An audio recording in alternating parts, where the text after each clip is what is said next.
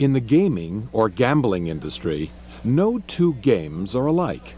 The dice game craps is totally different from the card game blackjack, and neither is at all like roulette. Yet all have one thing in common. At some time, somewhere, some player will try to cheat.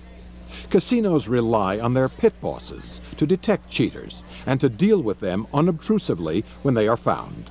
By protecting a casino's profits, pit bosses also protect the amount of money casinos pay in state and local taxes on those profits. To be an effective casino pit boss, a person must be intimately familiar with the games being supervised. Usually that means serving as a game attendant and dealer for some time at each game. It's important to learn the ins and outs of blackjack, craps, and other games, so that by the time you are promoted to pit boss, you know every game and every trick that can be played by someone trying to cheat the house. Other duties may include resolving disputes, organizing dealer rotations and work schedules, and supervising dealers and game attendants.